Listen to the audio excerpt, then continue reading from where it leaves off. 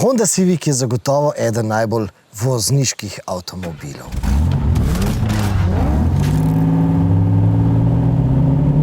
Čeprav gre za ljudski avtomobil, torej cenovno dosegljiv vsestranski avtomobil, pa se s svojimi voznimi lastnostmi lahko kosa tudi s precej dražjimi avtomobili. Ker tisto, kar nam Civic ponuja, je uravnoteženost, lahkotnost, neposrednost, odzivnost. Avto preprosto čutiš in avto te uboga. Skratka, Civic je avtomobil, ki daje vozniku. Civic je preprosto avtomobil, ki so ga naredili inženirji, ki resnično znajo, ki obvladajo fiziko, statiko, dinamiko, tisti, ki znajo računati sile. In predvsem so to ljudje, ki obožujejo hitro vožnjo. Ampak tudi njim se je zgodilo. Namreč šefi v kravatah so pogledali statistiko, kaj se kupuje, potem pa so šli v inženirske laboratorije in so ukazali: naredite SUV-ja.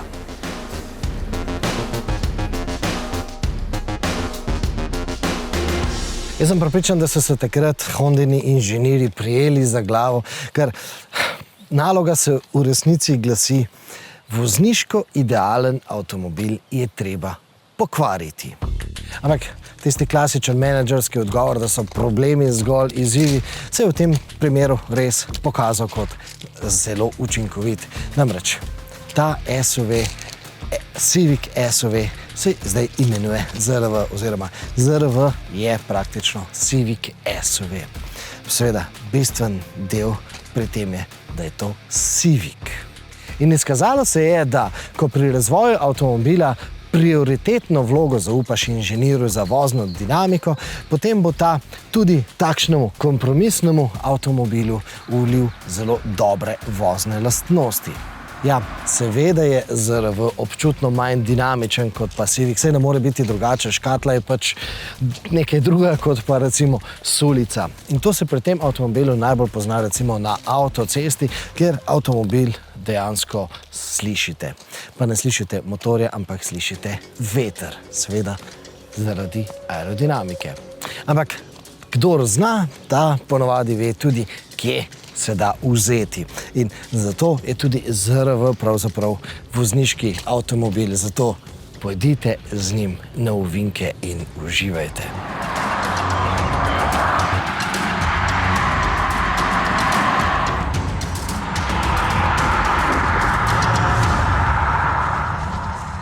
ZRV ima namreč zelo zanesljivo lego v ovinkih, nos vselej sledi zadek je ves čas zelo miren, volan je izredno natančen in tudi takrat, ko zapeljete čez kakšno luknjo na teh naših slovenskih slabih cestah, avtomobil nikoli ne zbezlja.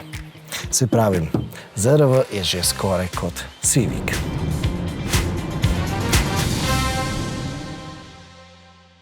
In tile sedeži zares držijo. Sicer smo pri dražjih avtomobilih navajeni, da ponujajo, da sedeže nastavljamo v mnogo smereh, ampak tukaj dokazuje, da če je sedež pravilno ukrojen, potem opravlja zelo dobro svojo vlogo. In še posebej bi poudaril te bočne opore. Izredno dobro zadržijo tudi pri dinamičnih ovinkih. In seveda to v mojem primeru pomeni, da se lahko tudi z družino zelo hitro po ovinkih peljem, ker nobenega ne bo premetavalo. Vam pravim, takšno bočno oporo bi potrebovali v vseh avtomobilih.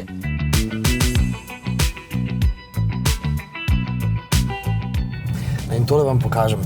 Ta avtomobil je zelo odziven. Takoj se odzove na to, da jaz na polno pritisnem na desno stopalko. Poglejte. Namreč ponavadi pri klasičnih motorjih, ko na polno pritisneš desno stopalko, si avtomobili vzamejo nekaj trenutkov, recimo za kickdown, pa da se nekako prepravi in šele potem ti da vso tisto zmogljivost. Pri tem avtomobilu pa, čeprav se vozim v programu Sport, se ves čas zdajle vozim zelo električno, počasi, umirjeno, ampak isti hip, ko jaz pritisnem na desno stopalko, avtomobil na polno, takoj je pripravljen že za dinamično vožnjo. In to odzivno seveda zagotavlja elektromotor in zato jaz temu rečem elektrifikacija na ta pravi način. Ker elektromotor tukaj ne dodaja samo ekologije, ampak tudi zabavo.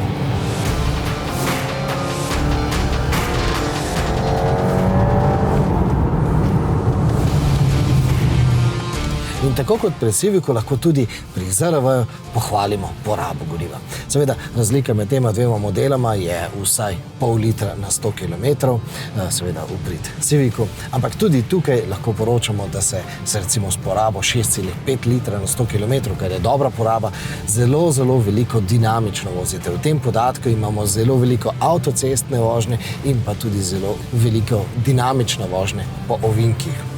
Se pravi, če se boste vozili umirjeno, boste imeli zlahka porabo 5,5 litrov ali še bistveno manj. In navdušeni smo, da za razliko od neke druge japonske hibridne znamke Honda ni varčevala pri prostornini posode za gorivo.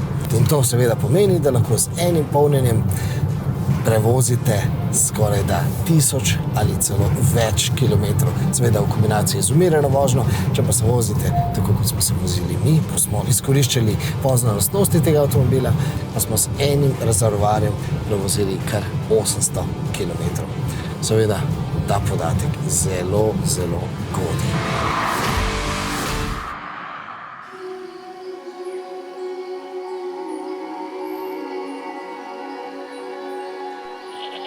Zdaj, rekli boste, da je pa zdaj že res dovolj tega hvaljenja voznih lastnosti, ker roko na srce so ZRV naredili prav zato, ker ni vse v dinamičnih voznih lastnosti. Enim pač dinamična vožnja ne pomeni prav veliko. In Honda te voznike vidi še zlasti v generaciji Z.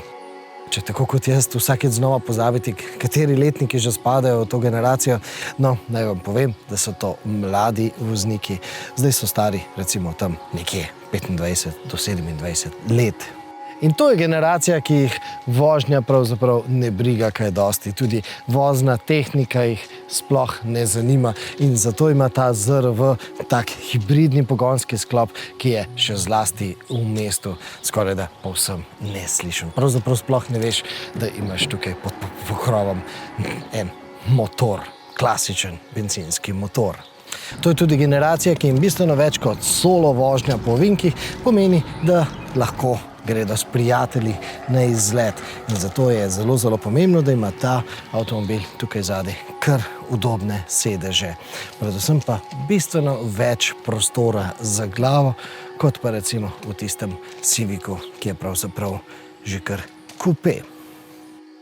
Ali pa je štorkla ravno kar prinesla prvega otroka. In v tem pogledu je ZRV privlačen zaradi tega, ker je otroka v otroški sedež skozi ta velika pokončna vrata bistveno bolj enostavno namestiti, kot pa recimo pri kupejevskem Civicu. In seveda tudi ta prtljažnik je kar prostoren. Prostoren smo dobili že pri Civicu, kar veliko, ampak ta kockasta oblika seveda pride prav takrat, kadar imamo velikega psa, pa imamo tukaj zelo velik boks, pa seveda potrebujemo še nekaj prostora, da pospravimo tudi sem tisti otroški voziček, ki se ne zloži prav na majhno. Je pa res, da je v Sloveniji bolj malo predstavnikov generacije Z, ki bi zmogli kupiti takšen nov avtomobil, avto takšnega cenovnega razreda. Zato bo v Sloveniji bistveno več kupcev tega avtomobila med starejšimi vozniki. Med tistimi vozniki, ki seveda želijo imeti zanimive Civicove vozne lastnosti, ampak ne bi želeli sedati tako nizko. In seveda po ZRV-ju bodo posegali tudi tisti kupci CRV-jev, ki pa na stara leta ne potrebujejo več toliko prostora, pa seveda toliko terenskih voznih lastnosti. Mimogrede, ZRV ta hip še ni na voljo s 4-kolesnim pogonom.